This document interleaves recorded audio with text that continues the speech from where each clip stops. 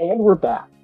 This is Eric, the Big Fishmonger, and welcome to the Lounge Pokemon Draft League Season 1 Battle Breakdown, a series where we briefly dissect and discuss the battles from each week, featuring and pointing out any highlights, upsets, or major plays made during those games. Today I'll be going through the battle between Josh on the left and Michael on the right. Both players have a 1-0 record so far this season, so this game is a fight for the number 1 ranking this week. There's a lot on the line. Starting off turn 1, we see Armarouge versus Tinkaton. So now Tinkaton is usually a pretty scary offensive threat. It's very fast, and a strong steel stab boosted Gigaton Hammer is nothing you want to be on the other end of. However, Armarouge's fire typing and strong special attack stat can shut it down hard. So Michael, deciding to preserve his attacker, sends in a Rotom Heat, probably hoping to tank a fire type attack from Armarouge. But Josh, predicting this, goes for a Calm Mind here. Now, a special defense boosted Armarouge does not have anything to fear from a Rotom.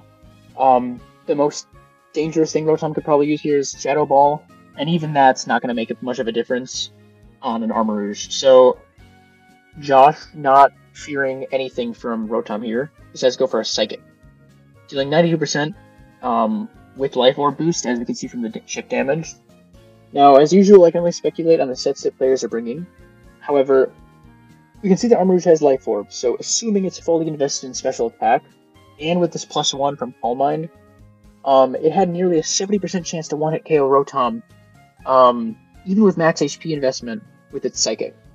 So, unless Michael's Rotom is fully invested in special defense too, and this was a really high damage roll, what's maybe more likely is we're seeing a very low damage roll, and a non-special defense boosted Rotom Heat.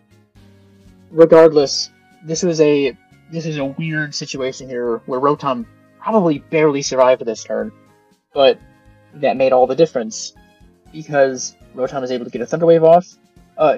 Real quick, Rotom is also slower than Armarouge. Rotoms are usually pretty fast, so it is interesting to note that this is a slower Rotom, maybe indicating that it is specially defense boosted and HP boosted with its EVs. Regardless, thanks to the paralysis, now it's faster than Armarouge.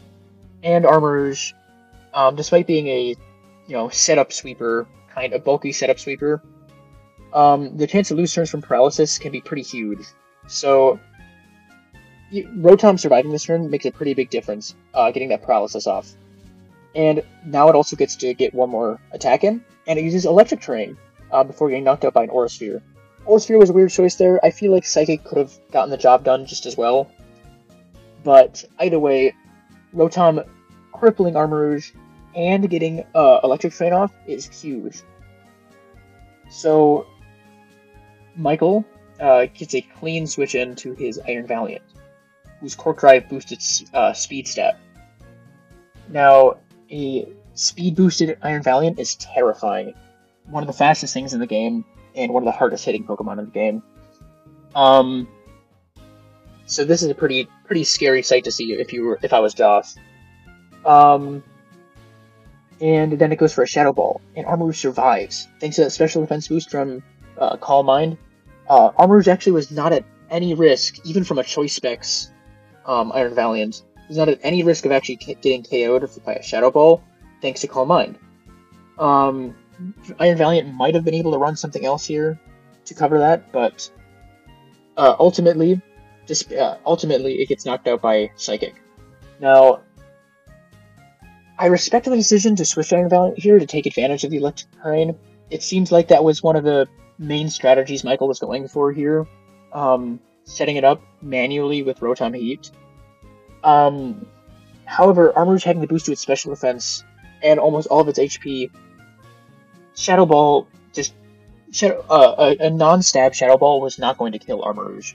So it probably would have been smarter to send in something like Garchomp, or maybe even Gastrodon. Garchomp might have been able to secure a KO, or at least survive a little bit longer. Because Iron Valiant is very powerful, but it's very frail. And losing something this strong, this early in the game, is a pretty big loss for Michael. So, maybe a bit of a misplay. I respect the decision to try to use terrains to his advantage, but Armarouge was a bigger threat at the time, and trying to go for your main strategy might, this early in the game, might have been a bit of a risk. And ultimately, it didn't really work out for Michael. So anyways, he's currently down 2 Pokemon to Josh's 0. So Josh is currently leading by quite a bit now. In comes Toxicroak, and, paralyzed Armarouge. Josh is probably just going to let it get sacked here. So it is interesting that Michael has to go for Sucker Punch here. Seeing if Josh did switch out, Sucker Punch would have failed, and Armarouge probably wasn't going to switch out anyways. So, and it was slower than Toxicroak, so you really didn't need to take a risk like that. I mean, it worked out for Michael's in the end, so it's not a big deal, but it probably would have been smarter to go for another one of Toxicroak's moves that wouldn't have failed if Josh made a different play on this turn. Either way, Armarouge gets knocked out, and in comes Iron Jugulis. And Iron Jugulis gets to take advantage of Michael's electric terrain. This probably wasn't something Michael was necessarily accounting for here, or maybe something he was hoping to still have Iron Valiant around at this time, thanks to Iron Valiant's fairy typing. Because Iron Jugulis is terrifying. It's got an absurd special attack stat, and now with the speed boost and electric terrain, it's the fastest thing in the game right now. And if we know anything from Josh's previous games, his Jugulis likes to run Choice Specs and Hurricane. Hurricane is going to tear through everything on Michael's team, especially with Specs. So that was why it was really weird to me when I saw Dark Pulse, which Toxicroak resists. Now, maybe this was a prediction for a switch out, or maybe he didn't want to risk the accuracy of Hurricane not working. Regardless, Dark Pulse really was not the play to make this turn. Even if Hurricane missed, Dark Pulse wasn't even going to be close to getting a knockout. Anything Michael could have switched in. So I think the risk on Hurricane would have been much better, especially if Iron Jugulis really does get locked in with Choice Specs. We don't know that for sure yet, but it probably was worth the risk to go for a Hurricane here. And because Josh did not take that risk, Toxicroak gets a Thunder Punch off, dealing massive damage to Iron Jugulis. Now, Toxicroak could not knock out Iron Jugulis with a Thunder Punch on this turn.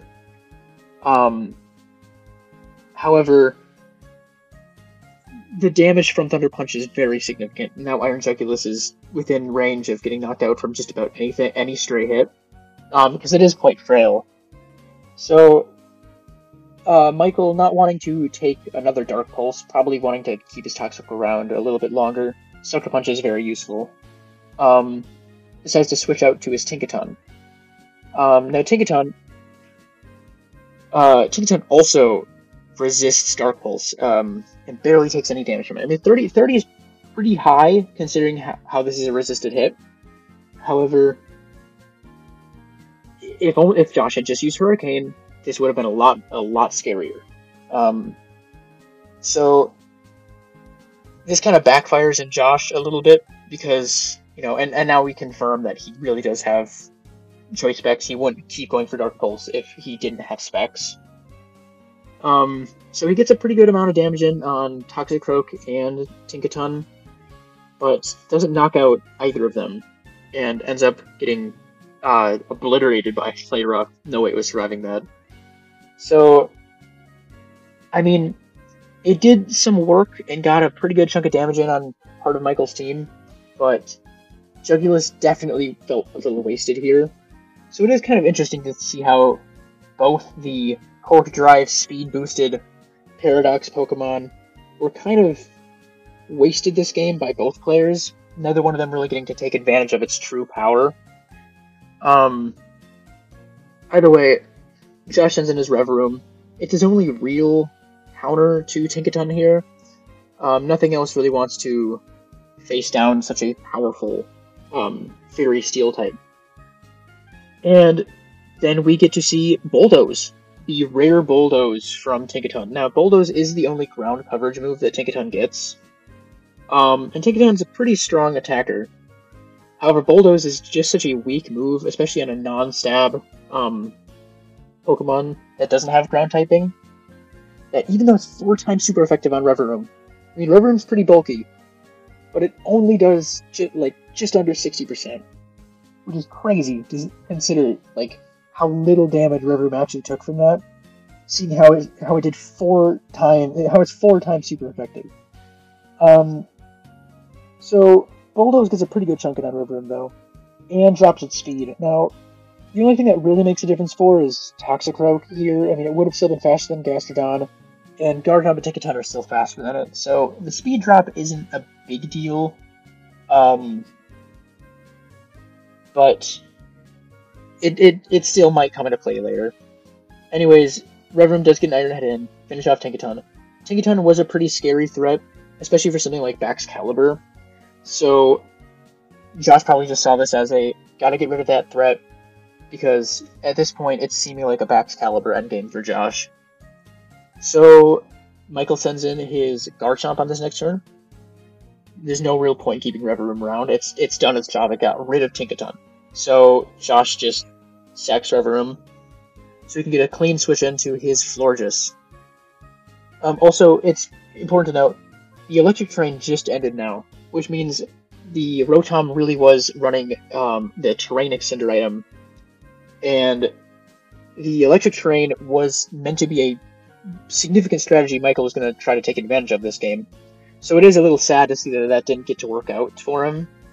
And it honestly almost got taken advantage of better by Josh than Michael. Regardless, Florges is a very bulky fairy type. And Garchomp's strong, but it does not immediately threaten to KO Florges here. So Josh, probably feeling pretty confident, doesn't expect much here. However, Michael came prepared. Tera Steel, Tera Blast, dealing 95% to Florges. Again, I can only speculate on the sets that both players are running. However, if Garchomp is running a max attack, and Florges is running a max HP stat, Tera Steel, Tera Blast Garchomp is a guaranteed one-hit KO on Florges. I mean, this is likely either a very defensive-oriented Florges, or Garchomp isn't even running a max attack stat. Which just goes to show how strong this move really is. Or how strong Garchomp really is. That its 80 base power Tera Blast was still able to almost one-hit KO a Florges, even if Garchomp wasn't max attack. So, that's crazy. Now, like I said before, Josh probably wasn't expecting anything like this to happen, so he goes for a calm mind here. Not that a Moonblast would have done much to a Steel-type Garchomp anyways, but Florges was meant to be the Garchomp counter, and now it gets finished off by an Earthquake on this next turn, and this puts Josh in a terrifying situation. I mean, he doesn't really have much to deal with Steel-type coverage, so, I mean, he just does the best that he can here, and sends in his Baxcalibur. Now, the Tera Steel on Garchomp was pretty unexpected, but I'd say what was even more unexpected was the Tera Fighting on Baxcalibur. Now, unfortunately, Fighting does not resist Steel, but Baxcalibur is very bulky. So even though that was a crit Tera Blast coming from Garchomp, it only did 40% on a critical hit. Mind you, without the crit, that wouldn't have done much damage at all either. So that probably leads us to believe that this is a max HP, max defense Baxcalibur, seeing how little damage it took from something as strong as a Garchomp. Now, unfortunately, despite Baxcalibur being a fighting type now and being very defensively oriented, when it goes for Body Press, it only does 36%. So this probably confirms from earlier in the game why Garchomp did not KO Florges. This is a defensive Garchomp. Michael probably isn't running much attack investment at all. So even though Baxcalibur has the fighting type and has the body press to try to deal with something like a steel type Garchomp, ultimately it doesn't really make a big difference. And Garchomp has Rough Skin and Rocky Helmet. That did so much damage to Baxcalibur here. Now he's cleanly within the range of Earthquake. Baxcalibur tried his best here, but Michael's Garchomp just has a move and a Tera type and an item for every single situation. And ultimately, it all comes down to Bisharp. Now, in what world does Bisharp beat Garchomp? Josh goes for Sucker Punch here. Gets a pretty good chunk of damage in. But, Rough Skin, Rocky Helmet, he's already taken over a quarter of his HP in damage. And once again, confirming that Garchomp is not attack invested. Earthquake not KOing Bisharp here? That's crazy. So, this is definitely just a bulky wall Garchomp. It's probably got a couple utility moves in the back here. But either way, it was quite surprising to see Bisharp survive here. But ultimately, that didn't really make a big difference. Garchomp is faster. Sucker Punch would have knocked out Bisharp anyways. So, at this point, Josh didn't really have much left to do, and Bisharp faints. So, Michael wins this next game. I gotta say, this game was incredibly clean, all things considered. Especially seeing how Armarouge was able to attack twice through paralysis. RNG really wasn't a big player in this game. And, there was a few times where damage rolls and whatnot played a significant part, but, there wasn't a lot of luck involved in this game. It was mostly the player's skill. Obviously, the highlights of this game to me were Rotom Heat stomping Armarouge dead in its tracks with its Thunder Wave, which, all things considered, I don't know what Armarouge would have been able to pull off this game, but if it had just been able to knock out that Rotom in one turn, things would have turned out very different. And also Garchomp's Reign of Terror, with its unexpected Terra Steel, obliterating floors just like it was nothing, and letting it deal with Baxcalibur, even though Baxcalibur is usually a pretty scary matchup for a Garchomp. Ultimately Josh really couldn't do much of anything to deal with the Steel-type Garchomp once Armarouge was out of the game. That was like his one option to deal with this. And even then, Earthquake is scary for that too, so Michael made a very good play here, bringing a Steel-type Garchomp. That was really smart. I do believe Josh had a very realistic chance of taking this game for himself. Had Armarouge knocked out Rotom on that first turn, or had Iron Jugulis actually used Hurricane instead of Dark Pulse, it probably would have been able to continue taking advantage of the extended Electric Terrain turns and sweep through a major part of Michael's team, or at least dent a good chunk of it, for cleaning up later. So, both players played really well, but overall Michael's superior play and preparation got the best of Josh in this Week 2 game. I like what I've been seeing for both of these players. Neither one of them shies away from using unique strategies or an uncommon set on any of their Pokemon. Body Press, Max Defense, Baxcalibur, you don't see that every day. So, while Michael is shaping up to be a very significant threat for the other players in this draft league with a commanding 2-0 win rate so far, Josh should also not be slept on. He's quite resourceful in his own right, and his team takes advantage of some incredibly high-power Pokemon that cannot be overlooked. The power of Jugulis and Baxcalibur and Armarouge are off the charts, so both players are significant threats to the rest of this draft league. And while Michael might have taken this game, don't rule out Josh. He's still a very scary opponent. Anyways, this has been Eric, the Big Fishmonger, and I'll see you all in the next episode of the Draft Battle Breakdown.